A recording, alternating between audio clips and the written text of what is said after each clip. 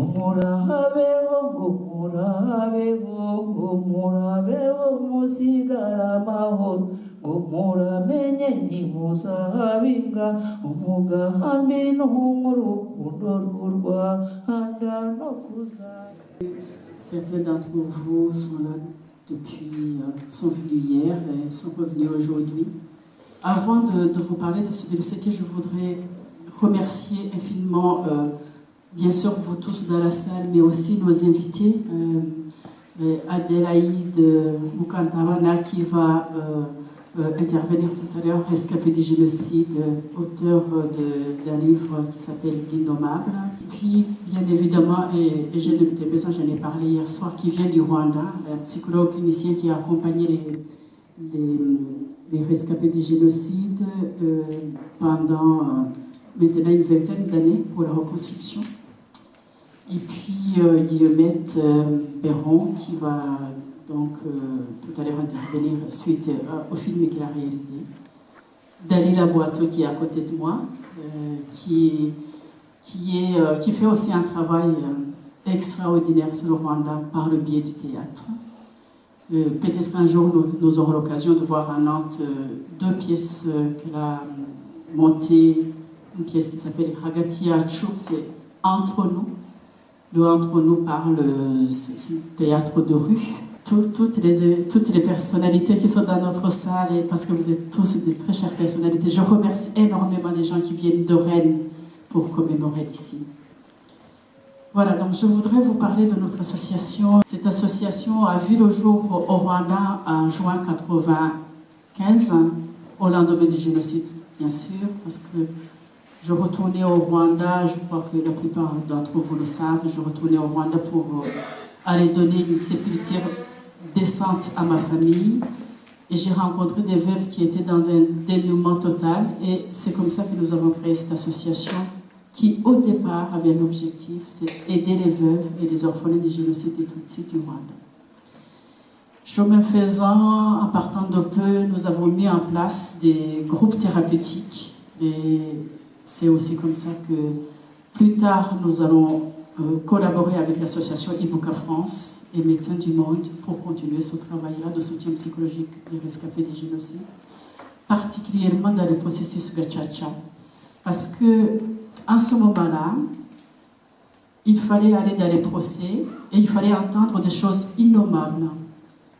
Je pense que c'est pas... il faut se figurer que nous sommes dans des situations de procès où les accusés vous énumèrent toutes les atrocités qu'ils ont fait subir à votre famille. Donc, il faut être de marbre pour ne pas flancher. Et les psychologues que nous avons formés étaient là pour soutenir les rescapés du génocide dans cette situation de procès.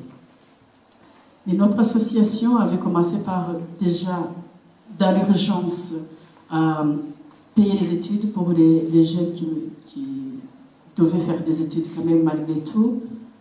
Et puis ces jeunes plus tard ont été repris par le Fonds rwandais, le FAGE, le Fonds d'aide aux rescapés, mais nous avions commencé à les mettre à l'école à l'époque.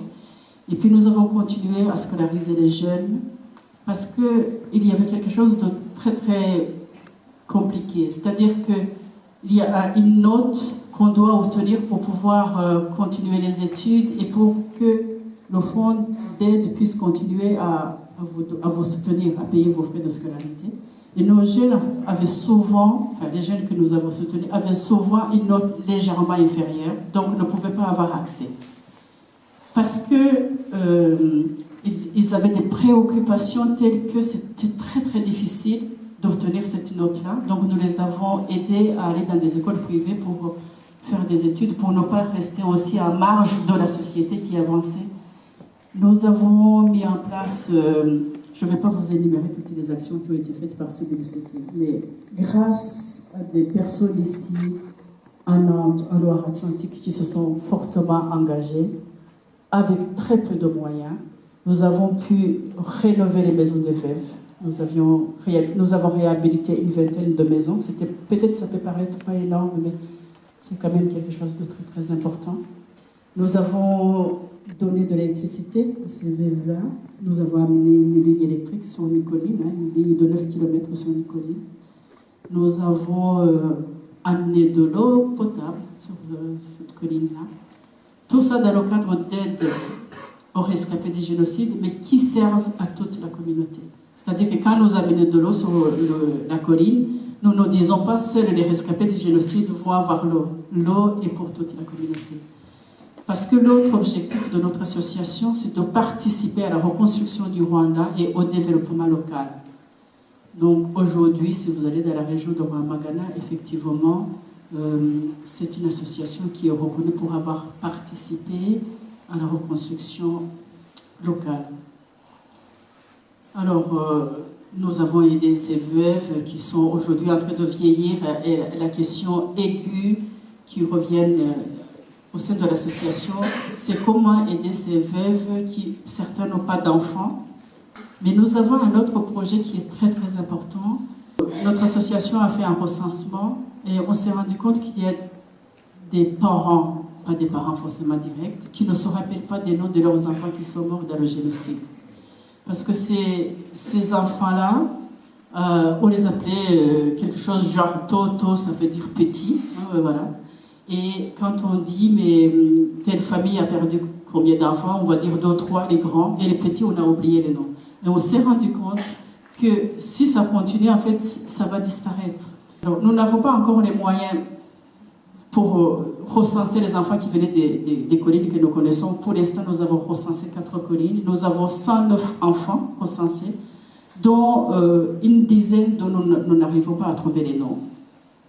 Et avec l'artiste Bruce Clark, que peut-être certains d'entre vous connaissent parce que nous avons mis une exposition ici à Cosmopolis, avec Vincent Chapeau, nous allons essayer de mettre en place un lieu de mémoire pour ces enfants.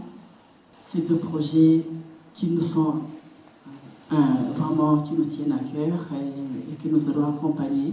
Et puis le 3e projet et le plus important, c'est ici en France. Ici en France, notre objectif, c'est d'informer les citoyens et de commémorer ensemble pour que la mémoire du génocide des Tutsis soit une mémoire collective. Donc, nous espérons que vous allez tous participer et nous aider pour que nous ayons ici, à Nantes, un lieu de recueillement, un lieu de mémoire. C'est un lieu symbolique pour déposer nos morts. Merci beaucoup.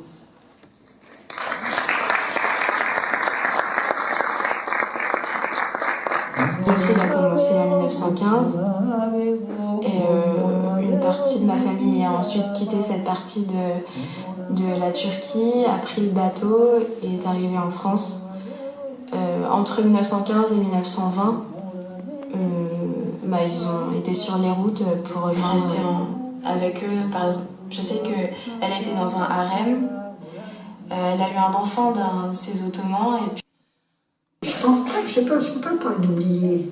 On n'oublie pas, mais on essaie de vivre avec, voilà. Alors moi, c'est comme ça, mes parents, ça devait être encore.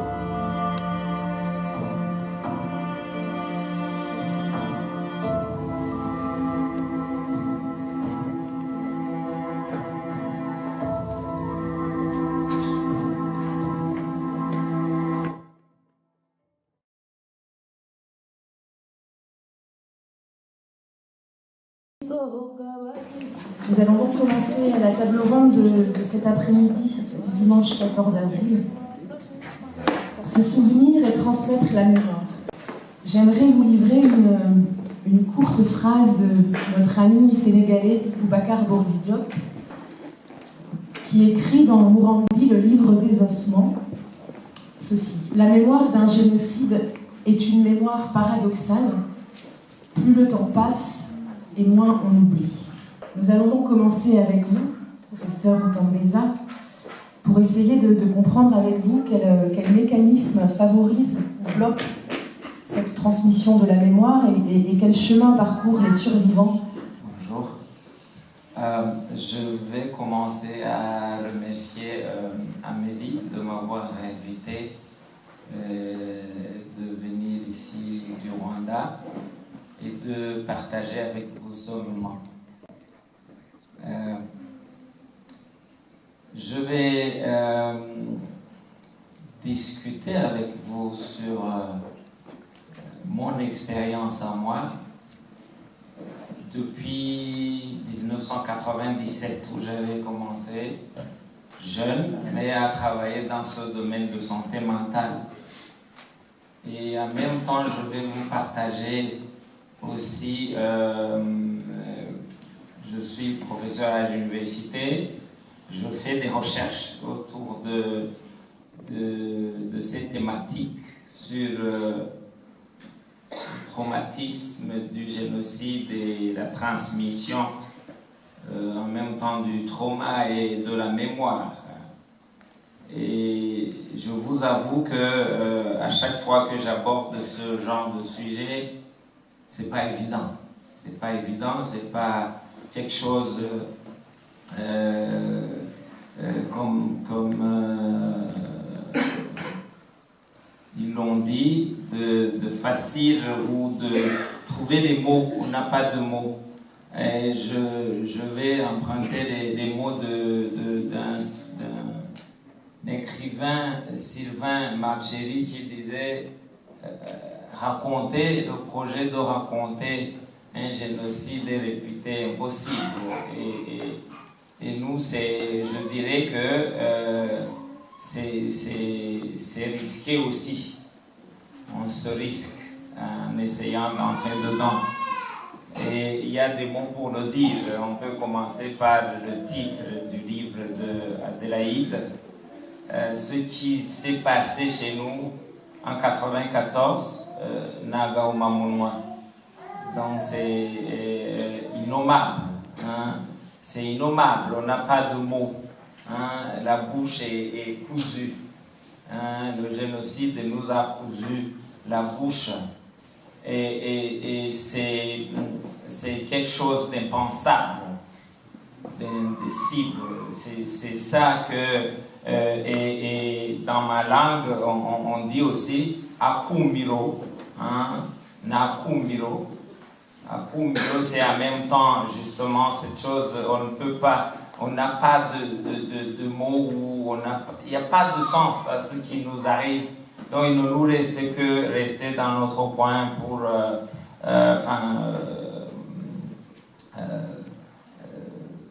pleurer de ce qui nous est arrivé. On est dans la déshumanisation et d'autres vont utiliser le concept de hors. On est dans hors culture, comme Marie-Odile me le dit, on est dans hors culture, hors signification. Alors, comment les gens sont sortis de hors culture, hors signification, de la déshumanisation et à l'humanisation? Qu'est-ce qui s'est passé chez nous? Et l'expression Kinyarwanda aussi le dit, kuvibuzimu ujibunu. Et on vit parce que y a l'autre. Et l'autre, le génocide s'attaque à ça, cette relation avec les autres, mais aussi avec moi. Tout a été détruit et hors humanité. Toutes les transgressions qu'on pouvait imaginer, ça s'est passé chez nous. Ça s'est passé dans le sens où le meurtre, hein, l'interdit fondateur hein, de l'humain, de l'humanité, le cannibalisme, on a assisté à des gens qui ont carrément mangé les autres, et l'inceste, le viol, tout ce qu'on peut imaginer, ça s'est passé. Alors, comment retrouver notre humanité? C'est tout un travail que le Rwanda a fait depuis 1995 jusqu'à aujourd'hui. Je vais partir de deux exemples pour revenir sur le film qu'on vient de voir. J'ai noté quelques phrases des uns des autres.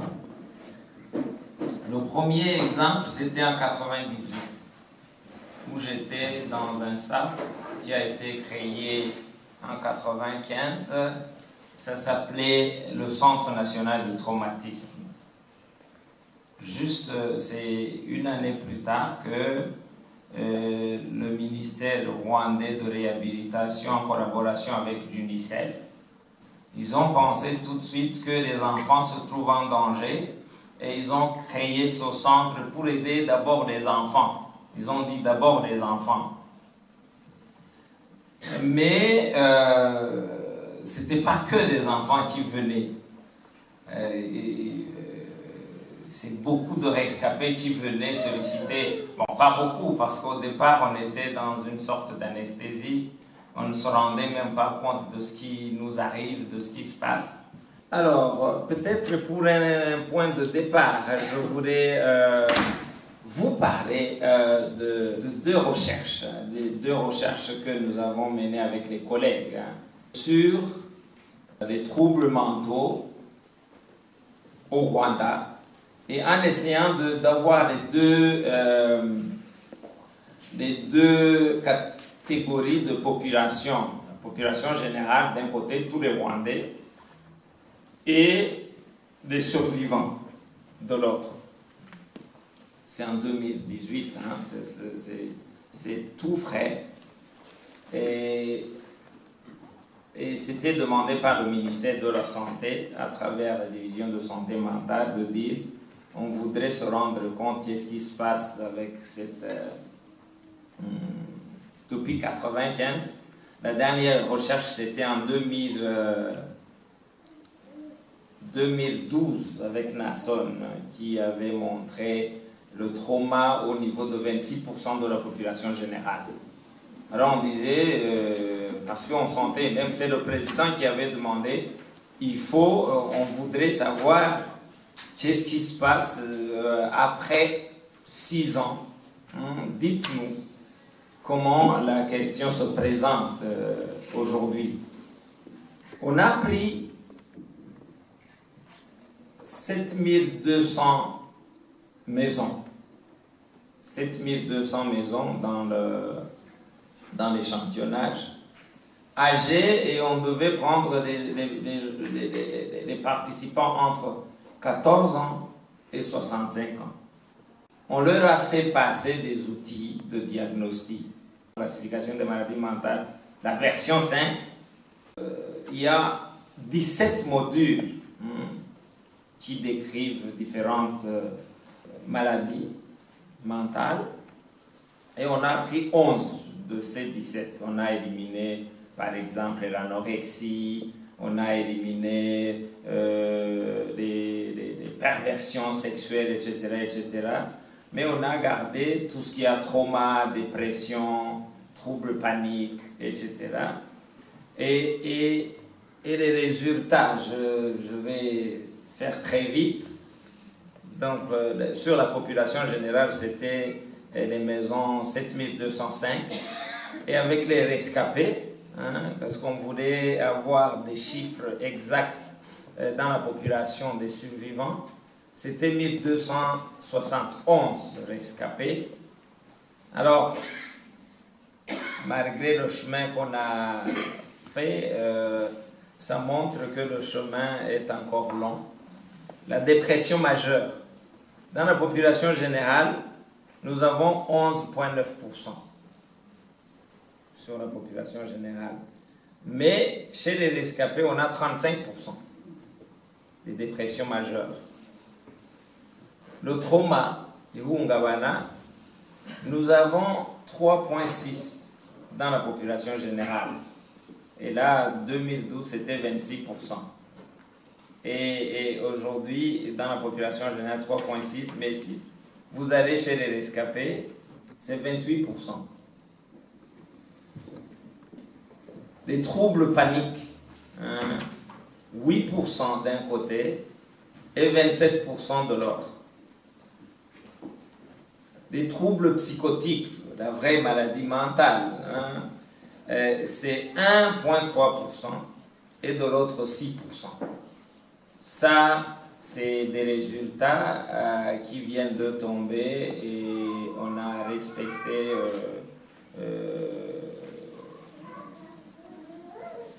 la méthodologie, on avait la rigueur, et pour montrer combien les deux catégories de population sont différentes. Deuxième étude que nous avons menée, la première c'était en 2014, c'était la transmission du trauma, le trauma transgénérationnel, comment la mère peut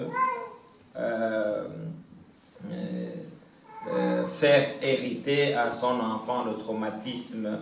Et c'était en 2014. Et on a pris deux groupes de population. Un groupe des femmes rescapées du génocide de l'association AVEGA, des veuves du génocide, et un groupe contrôle, ça c'était un groupe expérimental, et un groupe contrôle des femmes Tutsi aussi, mais qui n'étaient pas dans le pays à ce moment-là, 94. Donc les mêmes caractéristiques, Tutsi, mais les femmes Tutsi qui étaient au Rwanda et qui étaient enceintes en 94, pendant le génocide. Et les autres Tutsi, mais qui venaient du Congo et d'ailleurs, qui étaient enceintes aussi en 94. Alors on leur a fait passer des tests. D'un côté, on travaille avec une équipe de médecins pour voir les facteurs épigénétiques. En même temps, transmission du traumatisme et d'autres troubles, mais aussi transmission au niveau épigénétique, voire comment peut-être il y a eu des mutilations au niveau des gènes. Les résultats ont montré que dans le groupe expérimental, effectivement, les femmes ont transmis, c'est une hormone qu'on appelle HPA, et à travers aussi le cortisol qui joue un rôle important dans la régulation de notre système alimentaire et physiologique et biologique. Et il y a des résultats qui montrent que les deux groupes sont différents. Donc les mères qui n'étaient pas là ne transmettent rien du tout, même si des fois ils avaient des problèmes, mais à leurs enfants, c'est pas significatif. Mais quand on regarde surtout que le cortisol, on remarque que dans le groupe des survivants, des femmes survivantes, c'est vraiment, il y a une connexion directe. Aujourd'hui, on est en train d'aller plus loin pour essayer d'aller plus loin pour essayer de travailler les deux générations. Ça, la première génération, 94. Aujourd'hui, ces jeunes ont 25 ans. Maintenant, on prend la deuxième génération pour comparer les deux. Est-ce qu'il y a quelque chose? Alors aujourd'hui, c'est ça. On en est là et on est en train de chercher des réponses aussi au niveau recherche. Et je me rabats, je reviens à ce que nous disait Régine Wentreta, que tout génocide est une catastrophe pour la filiation. À un certain moment, on est perturbé, on ne sait pas qui on est, on ne sait pas qui l'autre est, on ne se positionne plus, on n'appartient plus. Alors, et on sait qu'on ne peut pas vivre sans appartenir. Et ce qui est intéressant aussi, c'est que j'avais vu ça dans ton film, où le polyglotte là, qui parle beaucoup de langues, qui dit « J'ai décidé d'aller en Allemagne, vers les origines, pour essayer de trouver des réponses. » Et c'est important quand même. C'est-à-dire qu'il n'y a pas de sens, mais si vous cherchez à ne pas aller vers les origines, vous ne comprenez pas grand-chose. Et c'est cette démarche qui est très intéressante de voir, si je vais là, peut-être je vais trouver des réponses. Régine parle de la désaffiliation, on a été désaffilié il faut encore être réaffilié. On est réaffilié et affiliation. Et ça, c'est important dans la vie parce que ça nous permet de prendre racine. Et il y a l'autre, vous avez vu, avec, qui n'était pas circoncis. Dans la tradition juive, tout le monde doit être circoncis. Alors la mère décide de ne pas circoncire son fils. Et qu'est-ce qui s'est passé? Il y a le fils qui commence à se poser des questions que c'est lié toujours au génocide, que la mère est en train de protéger. Et tout de suite, ça vous renvoie dans le génocide et ce qui s'est passé. Alors que ce n'était pas vrai. C'était pas vrai, c'est parce qu'elle n'était pas croyante. Et là, pourquoi? Alors, des fois, tu peux dire, voilà, moi, en tout cas, tu ne vas pas le faire. Mais tu ne m'expliques pas. Et c'est ce qui se passe chez nous. La culture rwandaise nous prescrit dans cette logique, c'est que les adultes protègent les enfants. Et ce qui met en danger la famille et tout, on ne le dit pas. On ne le dit pas. On préfère rester dans le silence et affronter comme adulte. Et là, ça nous a poursuivis, même jusqu'à aujourd'hui. Ça nous a poursuivis parce que l'adulte dit non, je ne veux pas donner l'héritage de ce qui m'est arrivé. Non, non. Parce que les enfants, nos jeunes sont jeunes, on voudrait qu'ils se reconstruisent sous une autre forme de compréhension. Et c'est pas vrai. Et c'est pas évident. Moi, depuis une quinzaine d'années, je participe dans les commémorations, je donne des conférences dans les cellules, parce qu'aujourd'hui, on est dans des petites communautés. Et là, les jeunes arrivent et disent, ils ne nous disent rien, les adultes. Ils ne nous disent rien. Et on voudrait que, allez, dites-nous, c'est quoi, qu'est-ce qui s'est passé? Et le gouvernement a senti ça aussi. Cette année 2019, on dit il faut se focaliser sur la jeunesse. Mais qu'est-ce qu'on leur dit? Qu'est-ce qu'on leur dit? Parce que peut-être on leur dit des choses qui vont beaucoup plus les perturber.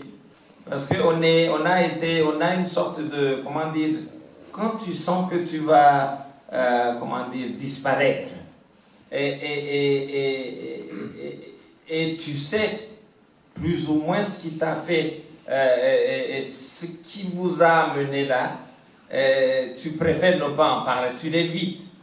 Alors, le discours que nous avons aujourd'hui, et on a du mal, c'est entre Hutu et Tutsi. Hutu et Tutsi parce qu'on dit, voilà, on est les mêmes. On est les mêmes. D'ailleurs, si on revient à l'histoire du peuplement du Rwanda, de l'étranger, parce qu'ils ont utilisé ça pour tuer, pour dire que les Tutsis sont des étrangers. Les Tutsis ne devaient pas être avec nous.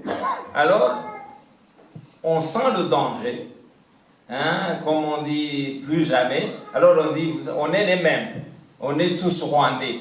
Donc il faut, quand on discute, on dit il faut faire attention à les appartenances. Les appartenances sont nombreuses. Moi je tiens beaucoup à être celui qui est né à Rwamagana, qui m'est cher. C'est une appartenance. C'est une appartenance importante. La religion, c'est une appartenance. Le clan, les clans que nous avons sont des appartenances. Quand je rencontre des gens qui me disent sont des Basinga, oh, tout de suite on socialise parce qu'on dit ah, vous êtes comme moi. C'est une appartenance. Je ne connaissais pas cette personne, mais du fait de me voir comme Musinga, et tout de suite il sent que je suis son frère. Et puis l'appartenance aussi, quelles que soient les origines ou les mouvements migratoires. Et si on insiste, on est focalisé sur ça, on se fixe sur ça, des fois on loupe cette histoire où de placer les enfants, les jeunes dans cette dans cette lignée historique de chacun des familles. Le traumatisme, ce qui fait de grave, c'est qu'il va isoler la personne. Il va faire exiler la personne en elle-même, mais aussi dans la relation avec l'autre. On a senti ça. Et quand on a senti ça, on a beaucoup avec un dispositif qu'on a construit avec Amélie et dans le projet qu'on a mené ensemble depuis 2014 jusqu'à 2010, 12, quelque chose comme ça. C'est qu'on a dit il faut s'appuyer sur notre culture. La culture rwandaise, il y a une similarité quand même avec beaucoup de cultures africaines. Parce qu'une personne où l'individu ne compte pas. Les groupes thérapeutiques qui nous ramènent en même temps ce que nous avons manqué, on va travailler dans l'entre-nous, dans une homogénéité des gens, et dans l'entre-nous, on va explorer l'espace intrapsychique de moi. Et je rentre à moi, qui est singulier à moi. On va explorer dans le groupe l'espace interpsychique pour l'appartenance. Vous avez vu le jeune qui disait, quand je me retrouve avec des gens, des rescapés, je me sens revivre, je me sens, même si je crie, je sais qu'il n'y a personne, un tiers écoutant. C'est très important, une appartenance, une identité. Donc, des groupes ont donné l'occasion à ces survivants de travailler cette subjectivité, mais en même temps de travailler la relation avec l'autre. D'abord avec eux, et puis le transpsychique pour aller dans la communauté. Les trois choses que Kayes a beaucoup insisté, l'intrapsychique, l'interpsychique et le transpsychique. Et je vais revenir encore une fois sur la culture rwandaise et ce qui nous est arrivé avec les changements et l'arrivée du colonisateur. Il y a un proverbe qui dit Kiliziya yakuye kirazira. C'est-à-dire que l'Église a levé tous les interdits. C'est ce qui nous est arrivé pendant le génocide. Alors ça... Et puis on dit, c'est Mario Dir qui m'a filé le proverbe, je ne savais pas. Umuhanda wasimbuye imihango. Umuhanda wasimbuye imihango. Pour dire, voilà, on nous amène, vous allez apprendre la lecture, vous allez aller les évoluer, ce qu'on appelait les évoluer avec les cravates. Et peut-être tu vas rouler en voiture. Et là, mais tu perds ton identité, et tu perds tout. Et là, on dit, quand vous perdez ça, vous perdez tout repère. Et quand vous perdez dans tous ces repères, alors là, vous n'existez pas. Vous n'existez pas. Et là, c'est ça le travail aussi qui a été fait avec un ami belge, Jacques Roisin, qui a travaillé sur un bouquin, ça s'appelle « De la survivance à la vie ».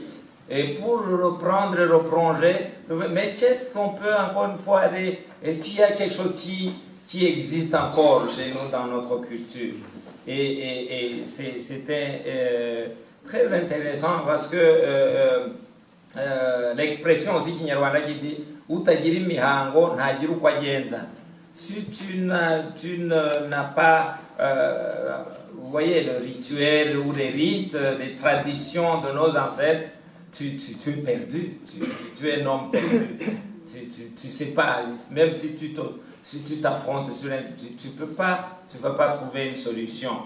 Et je vais aussi parler un tout petit peu, très vite, de la commémoration, la semaine de commémoration, qui est quand même intéressante, qui a été, au départ, les gens ne voyaient pas ça, mais ça renvoie à ce que disait le jeune, hein. On se retrouve ensemble, on a de force pour parler de nous, pour parler de notre histoire, pour ne pas être jugé, pour se voir dans l'autre. Et là, ça va créer justement ce lien qui a été détruit par le génocide et ça va aussi ramener cette relation moi et l'autre, cette altérité moi et l'autre, et ce qui nous renvoie aussi à cette temporalité historique de ce qui s'est passé pour mettre des mots et pour se positionner par rapport à ça. Alors je vais terminer très vite, on va discuter de ça. Je termine sur... il y avait plein de choses. Hein. Le sens de la vie de Munyarwanda, c'est-à-dire que ça se résume en 4 choses. Hein. Et là, ça renvoie à ce qu'on dit, si tu n'existes pas ou si tu es coincé, tu n'as pas la relation avec l'autre. Kuba unu kubana, c'est-à-dire c'est moi et les autres, pour la vie, pour que la vie, pour que je sois conforté dans ma vie, c'est que j'ai des relations, et des relations saines. Et l'homme est toujours en interaction avec les autres. La solidarité, hein, et puis il y a la notion aussi, j'ai besoin de toi, tu as besoin de moi. Et ça renvoie aussi à cette entraide et tout ce mouvement. Et puis, pour se conforter dans la vie, c'est-à-dire beaucoup plus, on va dire, même faire des enfants, c'était avoir de la force ou tu te sens protégé. Mais quand j'ai des amis aussi, je me sens protégé. Je pense que c'est tout ce chemin qu'on a parcouru. Aujourd'hui, on peut dire qu'on se sent protégé quand même et on se défend bien. Merci.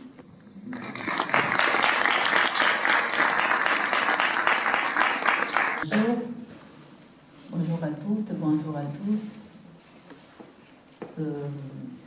Merci à vous d'être là. Parce que si on n'avait personne à qui dire, on ne dirait pas. Et en Kinyarwanda, on dit Agahishwe Karawora. Et ce qu'on ne dit pas, c'est que yoga komeze gurishwa karanuka. Je vais tenter d'expliquer ce que je viens de dire en Kinyarwanda à mes amis compatriotes français qui sont là. Je viens de dire que quand tu caches quelque chose, ça finit par pourrir. Et à force, ça finit par puer. Et je dis ça parce que le fait de ne pas dire, ça nous détruit.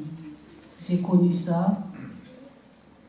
Dalila a lu un passage dans mon livre qui dit que j'ai tenté, j'ai même pas commencé, j'ai tenté de dire en 2004, et en 2004, les amis de Toulouse m'avaient supplié de venir témoigner. Et moi, à cette époque, je pense que même maintenant, je ne me considère pas comme un témoin.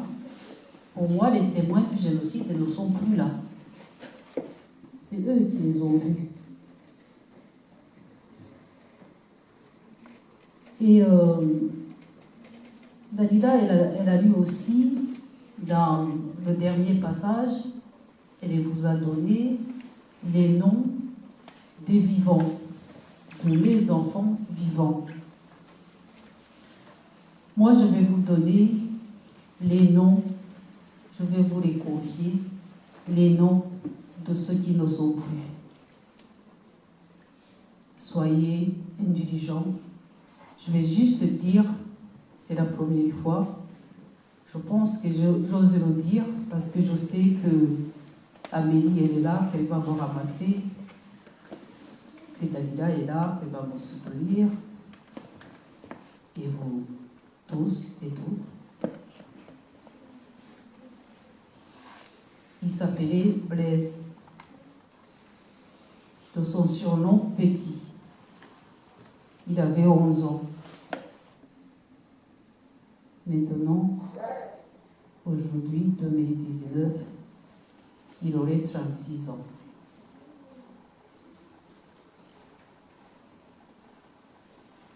Il s'appelait Noël, de son petit surnom Gatiende. Il avait 10 ans. Aujourd'hui, il aurait 35 ans.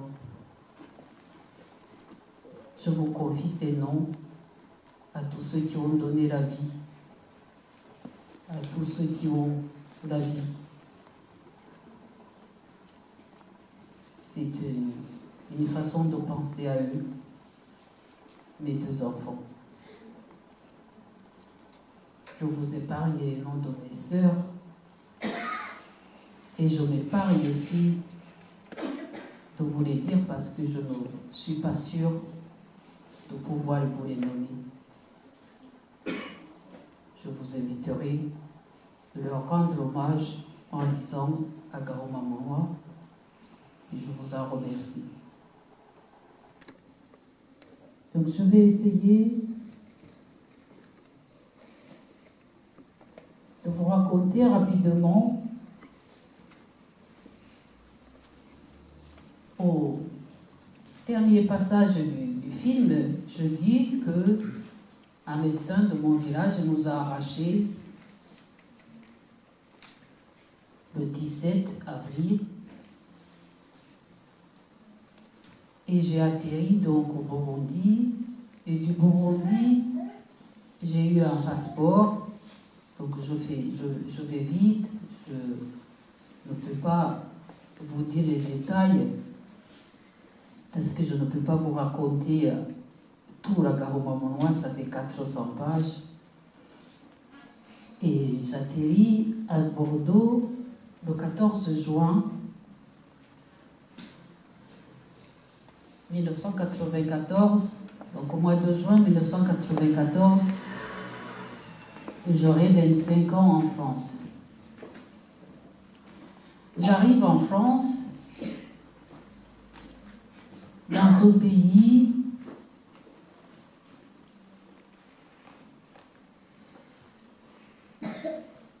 où je n'ai pas trouvé tout de suite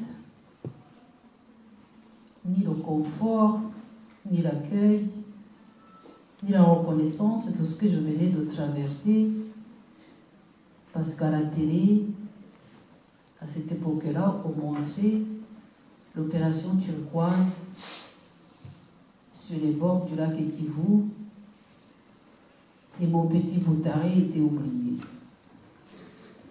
Mon petit Rwanda, ici on n'en parle plus. Mais morts, on voulait les éviter. On voulait montrer le courage de l'opération française qui, soi-disant humanitaire, allait sauver les gens. Comprendra qui veut de quelle personne on allait sauver.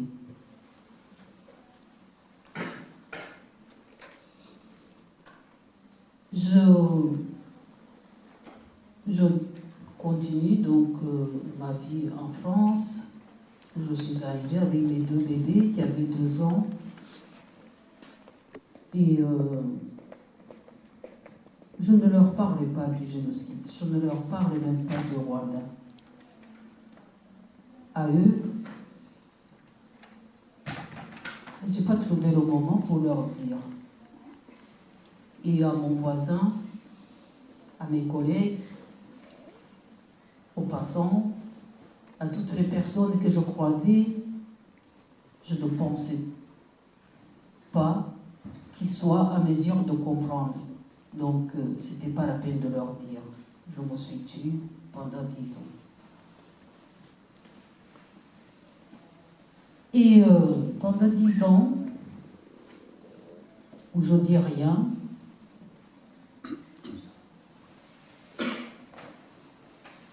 je suis le parcours de quelqu'un qui est à Bordeaux, à qui je rends hommage aujourd'hui, qui s'appelle Gilles. Toute action sur le Rwanda en France, à part quelques groupes qui soutenaient le FPR, toute action concernant le génocide est née à Bordeaux. Parce que c'est avec l'opération turquoise qu'ils ont commencé à parler. Et à cette époque, nulle part ailleurs dans les régions de France, on ne parlait pas du génocide et des Tutsis. Donc il arrive en 2007, je suis comme prise d'une folie, une sorte de poussée qui me dit il faut que tu ailles au Rwanda. Les enfants, c'était des ados, ils me regardent et me disent non maman, tu nous as jamais parlé du Rwanda, si tu as envie d'y aller, si c'est plus fort que toi, vas-y, on est capable de rester tout seul et puis vas-y. Ils refusent de venir avec moi et je vais au Rwanda. Je vais au Rwanda, comme je le raconte dans le film, je suis à la recherche de quelque chose. Je pensais, pendant ces 13 années qui sont passées, je pensais que les Hutus de la colline de Nyangeri ou de la colline de Nyangé avaient tué tout le monde. Ça, j'en étais sûre. Mais je pensais que j'allais trouver une brique, un morceau de chaussure, un bout de nos diplômes, un morceau de photo, un bout de gym. Mais j'ai rien trouvé. Pas même une brique. Chez moi, c'était que des ronces. Des ronces et des ronces. Des ronces énormes, grosses, que je me suis mise à les insulter. Je leur ai dit, vous aussi, vous nourrissez du sang des miens.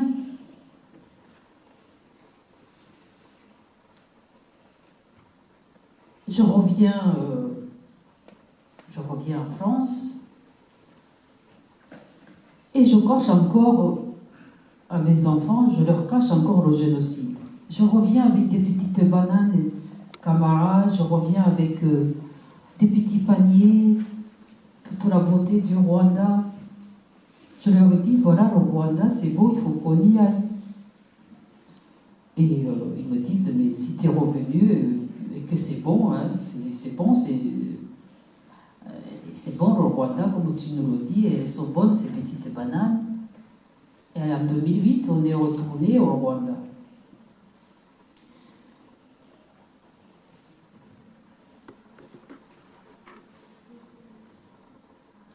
J'arrive au Rwanda avec mes enfants. Je les amène sur cette colline remplie de ronces. Et je me dis, maintenant, on est sur le lieu, je vais leur raconter. Je vais leur dire. Alors je commence, je dessine les allées qui n'existent plus, je raconte les maisons qui n'existent plus, je parle des fleurs qui sont que dans ma tête, je nomme les noms de mes frères, de mon père, et un de mes garçons, il se met à rire, il rit, je dis ça y est, il est possédé. Je dis ça y est, on est sur le lieu des morts, ça y est, il est possédé, et puis quand il a fini de rire, il me dit, mais maman, tu sais que tu peux aller à Hollywood, inventer un scénario. Ici, il n'y a jamais eu de vie humaine. Il dit, regardez bien, s'il y a quelqu'un de vivant, ici, c'est un serpent. Alors, il a prononcé le mot serpent, mon fils, et moi, j'ai sursauté, je dis, mais on nous appelait des serpents, des cafards, et ça sort de la bouche de mon fils. Et en plus, il ne me croit pas. Il ne croit pas que mon père a existé, il ne croit pas que ma colline était belle, il ne me croit pas. Alors c'est en 2008 que je reviens en France avec la rage d'écrire. Je dis, je vais le mettre sur le papier. Je dis, Thomas, il va le lire, c'est comme ça, je n'ai pas le choix. Donc j'ai commencé à écrire ce livre en 2008 et il a été publié en 2016. Donc il est assez vieux. Vous auriez dû l'avoir lu.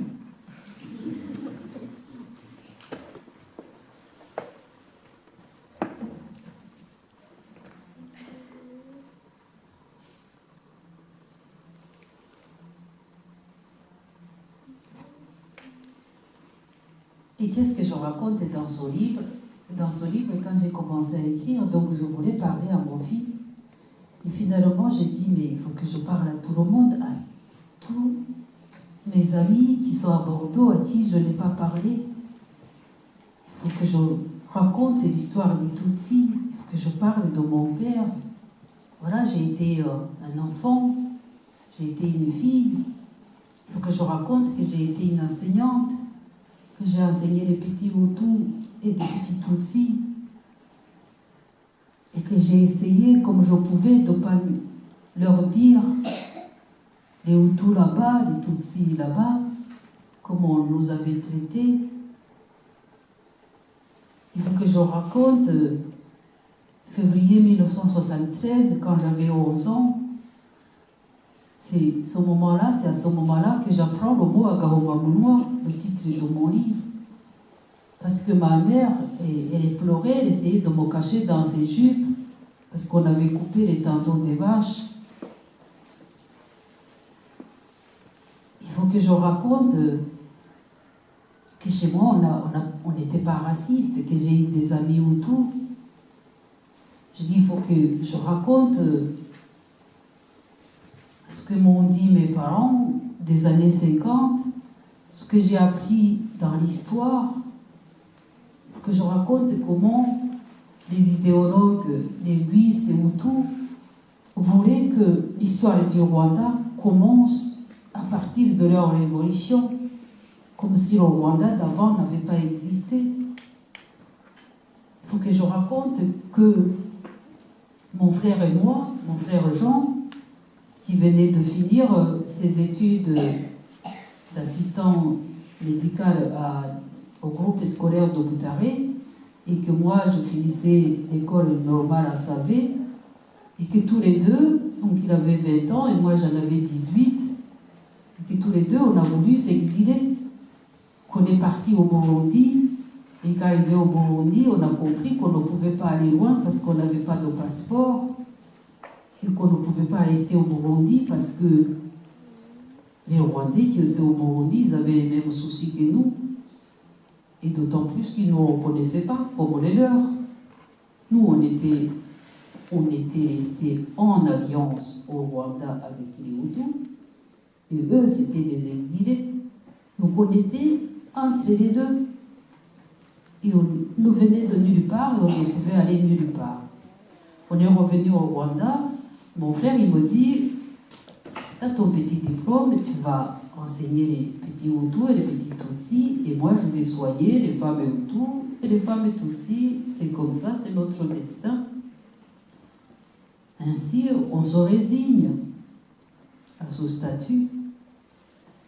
Et cependant, quelques années après, mon frère il a reçu une bourse de l'OMS, parce qu'il ne pouvait pas avoir d'autres bourses, en tout cas pas celui de l'État rwandais.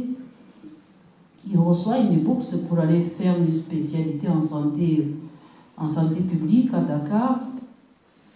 Il part, il revient en 91, on l'arrête à l'aéroport, on le fouille, on lui dit qu'il était complice du FPR, lui il ne connaissait pas le FPR.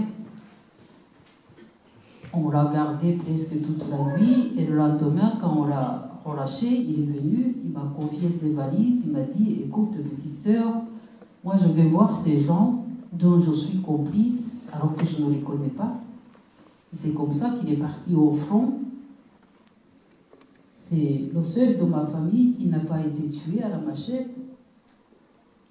Et c'était le seul que j'espérais revoir, mais que je ne l'ai pas revu non plus. Au mémorial de la Shoah, j'ai dit que c'est bizarre, la fierté des survivants. J'ai dit que mon frère s'était suicidé. C'était une façon de parler, je le sais. Et un rescapé de chez moi, parce que chez moi, on était fiers de mon frère, il était le seul à avoir gagné la guerre, à être dans l'armée du vainqueur, du FPR. Et il m'a dit, ton frère, il ne s'est pas suicidé, il s'est tué moto, un accident de moto. Je n'ai pas voulu le reprendre parce que je l'ai voulu que ça soit juste ça, mais j'étais à Bordeaux, lui il était là-bas. Pendant les 2 années, il m'a raconté son désespoir. Il m'a raconté qu'il s'était battu pour rien. Et je savais les comportements suicidaires dans lesquels il était tombé. Donc il s'est tué dans un accident de moto, oui, mais dans un état d'ivresse. Cette 25e commémoration, donc 25 ans après, la mémoire du génocide des Tutsis est aussi en errance comme nous. Elle habite nulle part, cette mémoire. On voudrait que cette mémoire ait un toit pour qu'elle soit solide, un lieu d'éducation, un lieu où les jeunes viennent réfléchir, voir, tourner la page d'un livre, lire, comprendre, parce que autrement, ils ne pourront pas faire barrage à cette idéologie déshumanisante. Je vous remercie. Et je reprendrai juste quelques phrases, moi, qui m'ont vraiment interpellée dans votre film, pour nous remettre sur cette piste-là et vous passer la parole. On a du mal à transmettre à nos jeunes ce qu'ont vécu nos ancêtres. Ils ont du mal à croire que l'être humain est capable de cela. Revendication de reconnaissance et héritage douloureux transmis de génération en génération. Voilà, quelques phrases qui m'ont interpellée dans votre film. Est-ce que vous pouvez nous en parler un petit peu, votre démarche à la fois sur ce rapport à la transmission et à la complexité que ça représentait, qu'on entend bien dans ces phrases, qui étaient aussi présents dans vos interventions. D'abord, merci Amélie de m'accueillir ici, merci à tout le monde d'être présent. Ce qui m'a interpellée d'abord dans ma recherche quand j'ai commencé ce film, c'était déjà de comment se construisait la mémoire.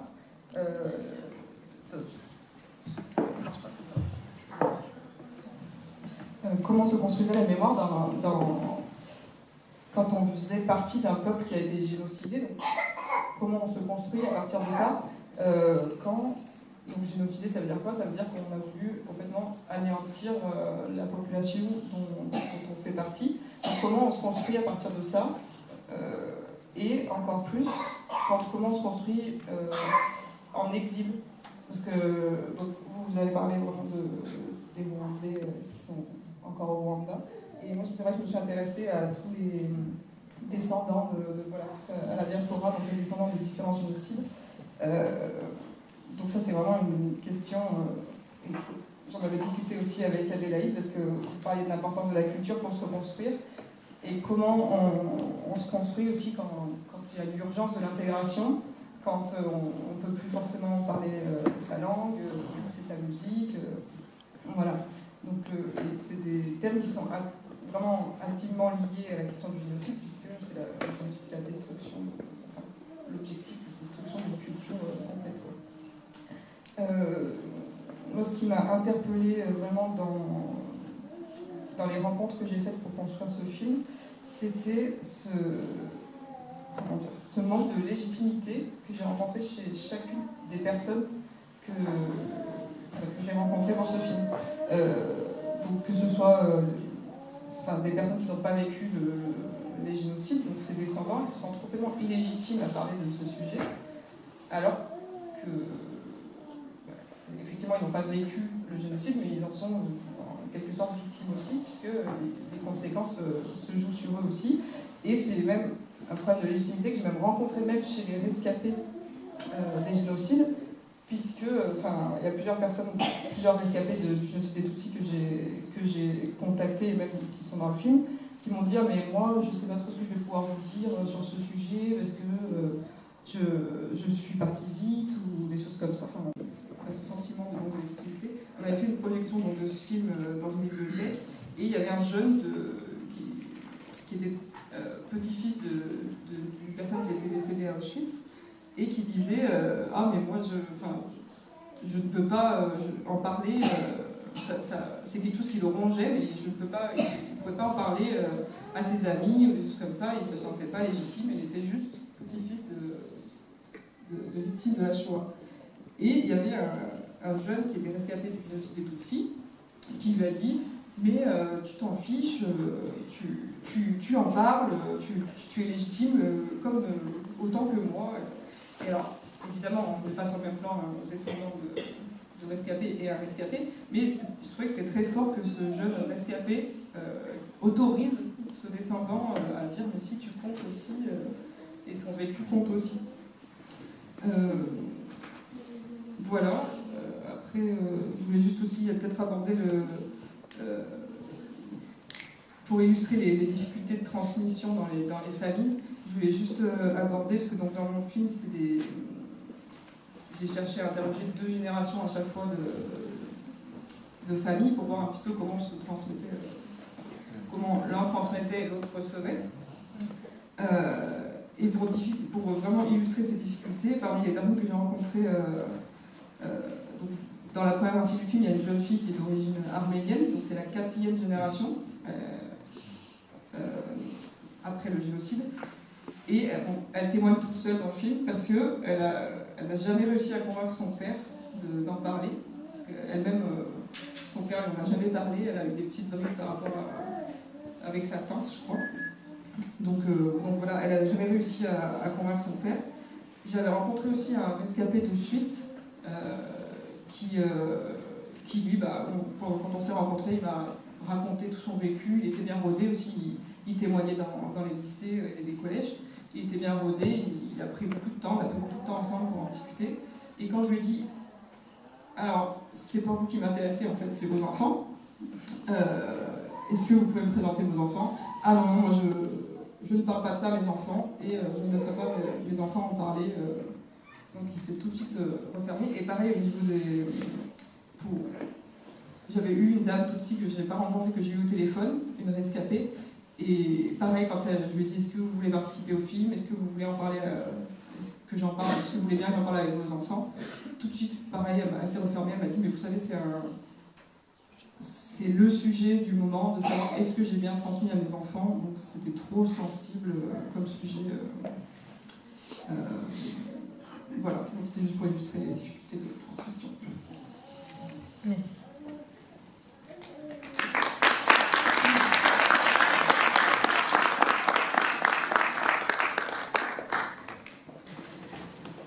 Je voudrais dire au public, à tous nos amis qui sont là, parce que quand vous venez partager avec nous ce genre de rituel, que nous allons procéder à la commémoration telle que nous la pratiquons ici. Nous faisons un rituel. Le but même d'un génocidaire, c'est d'éradiquer toute une population, et nous sommes là, nous sommes en vie. Donc nous célébrons cette vie. Mais nous voulons aussi rendre hommage à nos morts. Nous sommes dans une quête d'humanité, parce que je pense qu'ils l'ont dit plusieurs fois, nous avons été jetés hors monde, hors humanité, et vous nous réintégrez dans l'humanité quand vous partagez ça avec nous.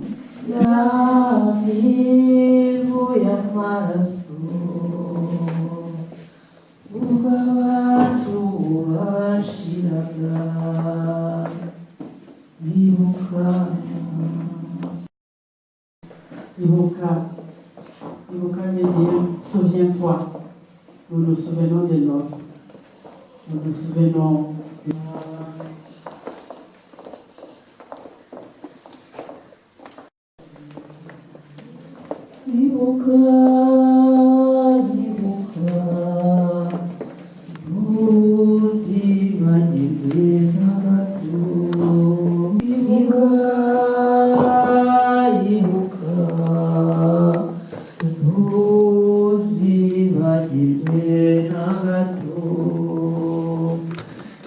Akonsoli umunyurwa, akosesa niyo nziza.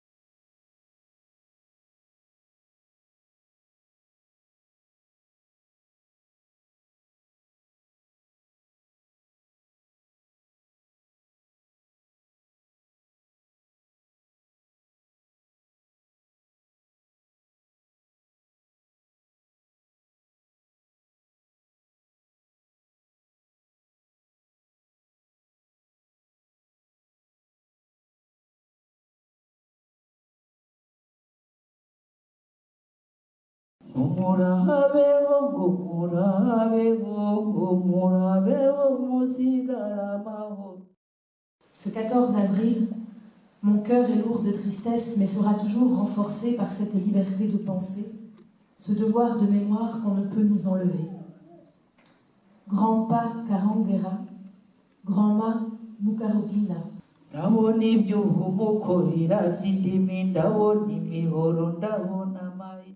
Ils ont décimé votre famille, vos enfants, vos petits-enfants, frères, sœurs et amis, détruit votre maison, tué votre bétail, nos vaches sacrées.